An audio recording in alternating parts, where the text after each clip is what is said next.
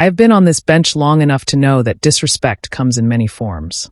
Sometimes it arrives loud, angry, and obvious. Sometimes it comes polished, patient, and perfectly dressed, carrying itself with the confidence of someone who has never once had to wonder whether the room would bend for him. That was what entered my courtroom the morning Dominic Ashford stood before me. He was 24 years old, wealthy in the easy way. Some young men inherit money. Dominic had inherited insulation, the kind that protects a person from consequences long before they have earned discipline. He walked into court wearing a tailored navy suit that probably cost more than Patricia Oae earned in 2 weeks. He sat down before anyone instructed him to, crossed one ankle over his knee, pulled out his phone, and began scrolling through messages while the clerk was still organizing the docket. So my first words to him were simple. Put the phone away. He looked up slowly, almost surprised that the room had spoken directly to him. The charges against him were serious. Reckless endangerment of a pedestrian. Failure to render aid. Leaving the scene of an accident inside a private parking structure. On paper, those words sound procedural. Administrative. Manageable.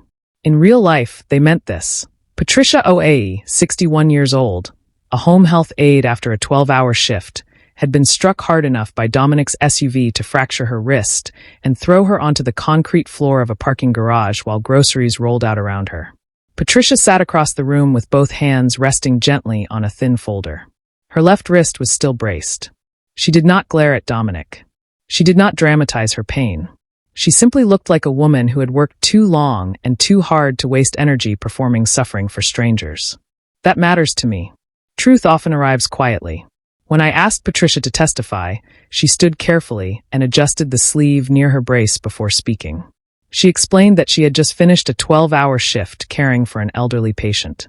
Before heading home, she stopped at the grocery store because the patient's refrigerator was nearly empty. Milk, bread, soup, fruit.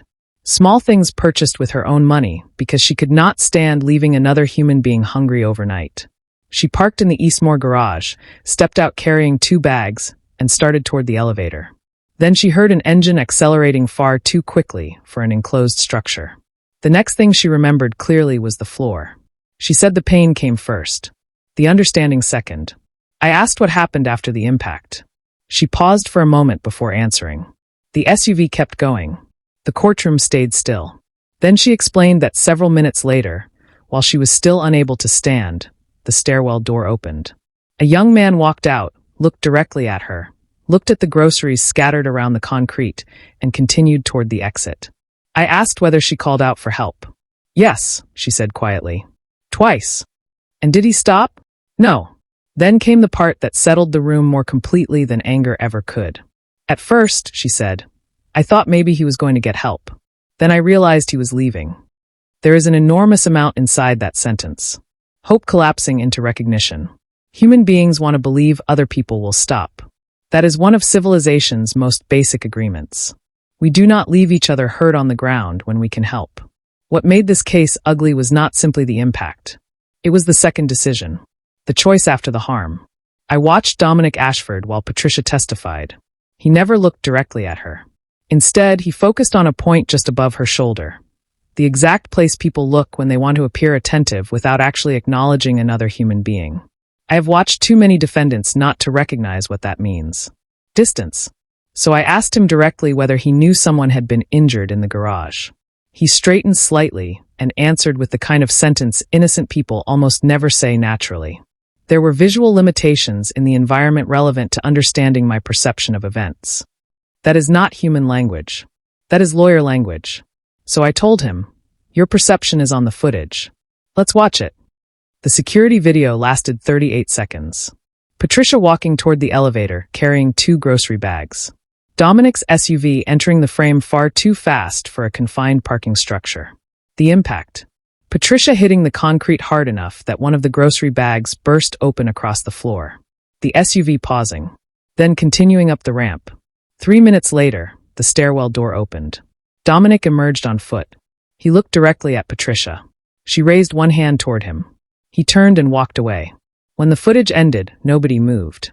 His attorney stood almost immediately, because that is what experienced defense attorneys do. They reach for uncertainty before certainty hardens. He talked about lighting conditions. camera distortion, depth compression, interpretive limitations, the possibility of confusion in stressful environments. Then came the part one expected but never welcome. The family name, the Ashford Foundation, the charitable contributions, the scholarships, the hospital wing, the polite suggestion that the court should maintain perspective because the Ashford family had done tremendous good for the city. That is the moment many rooms begin to bend. Mine does not. So I asked whether Dominic's father was present. From the third row, Richard Ashford stood. Tall man, gray suit, controlled posture. The kind of presence that usually enters rooms already accustomed to agreement. But when he approached the bench, he did something rare. He told the truth before anyone forced him to. My son hit a woman with his vehicle, he said. Then he walked away from her. No performance. No strategy. No careful softening. Just truth. He explained that he had watched the footage repeatedly the night before. There is no camera angle, he said. That changes what happened. There is no lighting issue. There is no legal wording that alters what an honest person can see. Then he turned toward Patricia Oae and apologized. Not as a businessman. Not as a donor. As a father. Finally, he looked back toward me and said something many powerful men never learned to say. My name, my money, and my standing in this city have nothing to do with the facts and should have nothing to do with your ruling. That changed the room. Not because wealth suddenly became admirable, but because for the first time that morning, someone connected to power stopped trying to negotiate with reality. I looked back at Dominic, and I told him his facts were very simple. A 61-year-old woman worked a 12-hour shift caring for another human being. On her way home, she bought groceries for someone else using her own money. She walked through a garage posted at 5 miles per hour. His SUV struck her hard enough to fracture her wrist. Her groceries spilled across the concrete, and he walked past her. I found him guilty on all counts. Full restitution for Patricia Oae's medical treatment, lost wages, and destroyed groceries. Paid personally by Dominic Ashford. Not through his father. Not through a family office. Not through insurance maneuvering. Him. I suspended his license for 1 year. Then I ordered 240 hours of direct service through the city's elder care volunteer program. Grocery deliveries. Transportation assistance. In-home companionship visits. If he wanted to understand the kind of person he had ignored on that garage floor, then he would spend his weekends serving people exactly like her. Helping them carry bags. Waiting while fragile bodies moved carefully through doorways. Listening instead of accelerating past them. I also ordered a handwritten apology to Patricia. Not typed. Not reviewed by counsel. Not polished into corporate sincerity. If it sounded rehearsed, he would write it again. Then his father spoke one final time. Your Honor, Richard Ashford said, I would like the record to reflect one additional consequence. Dominic turned toward him for the first time that morning with something approaching uncertainty. Richard Ashford continued. My son's access to family money will be suspended until every hour of his service requirement is complete. Silence. Then he added the sentence I suspect Dominic remembers more than any ruling I issued. I put my name on buildings, his father said quietly. I should have made sure my son understood what it means to earn one. 6 months later, I received the final report from the volunteer coordinator. Dominic had not missed a single shift. One note in particular stayed with me. The coordinator wrote that every Saturday morning, Dominic arrived 10 minutes early but remained sitting in his car before entering the building. The first week it was 3 minutes. The second week it was 6. One morning it was 11. Then he went inside anyway. That detail mattered to me because growth is rarely dramatic. Sometimes growth looks like a person sitting alone with his reluctance and opening the door despite it. The report also noted changes. An elderly man with severe arthritis needed groceries carried up 3 flights because the elevator was broken. Dominic carried every bag himself without being asked. A woman recovering from surgery became dizzy while unlocking her apartment door. He caught her before she fell and stayed until her daughter arrived. He began learning clients' names, remembering medications, asking whether refrigerators were working. One Saturday, he paid for extra groceries when a client's benefits card failed at checkout.